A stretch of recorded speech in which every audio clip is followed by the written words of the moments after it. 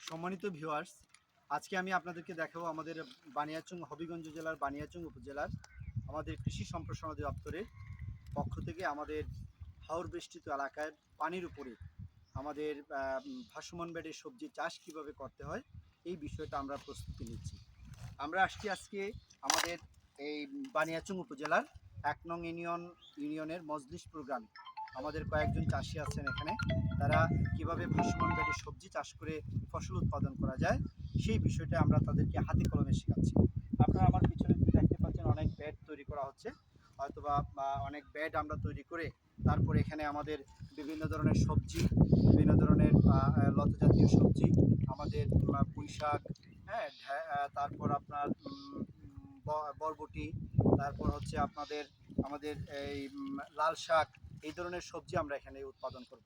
তো আজকে আমাদের এখানে যে কৃষকগুলো আছেন তাদেরকে আমরা হাতে কলমে শেখাচ্ছি যে পানির উপরে কিভাবে সবজি উৎপাদন করা যায়। আপনাদের জ্ঞাতার্থে জানাই যে আমাদের এই হাওর বেষ্টিত উপজেলায় আমাদের এই বর্ষা মৌসুমে অন্তত 4 থেকে 5 মাস পর্যন্ত পানি থাকে, সেখানে পানি থাকে এবং ওই সময়ে কৃষকরা তারা খুব কোনো কাজ থাকে না হাতের মধ্যে, তারা কিভাবে সবজি ভাসমান পানির উপরে কিভাবে পারিবারিক পুষ্টি এবং পারিবারিক সবজি কিভাবে এখান থেকে চাহিদা মেটানো যায় এই বিষয়টা তাদেরকে আমরা হাতে কলমে শেখাচ্ছি।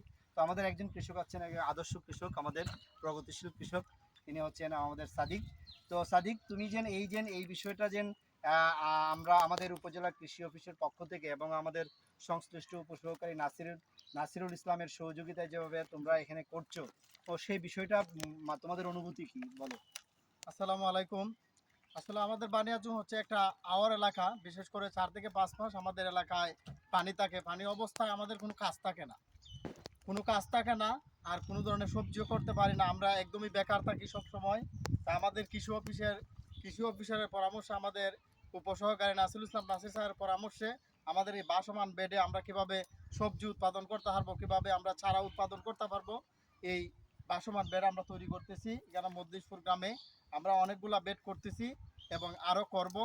আমরা এই যে কাজগুলা পেয়ে আসলে আমরা অনেক আনন্দিত, কারণ এর আগে আমাদের এলাকায় এরকম হয় নাই। এর আগে আমাদের এলাকায় এরকম হয় নাই। আমরা এই বছর নতুন করতেছি।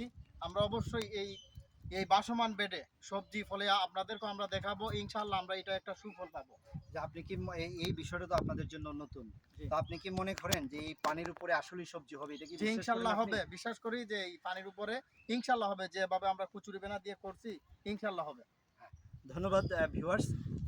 আপনারা আমার সাথেই থাকুন যে ভাসমান বেডে কিভাবে সবজি চাষ উৎপাদন করা যায় এই বিষয়টা পরবর্তীতে আপনাদেরকে দেখাবো। আপনারা আমার সাথেই থাকেন এবং মাটি এবং কৃষির জন্য যেন অগ্রগতি হয়। সকলকে ধন্যবাদ জানিয়ে আজকে এখানেই শেষ করছি।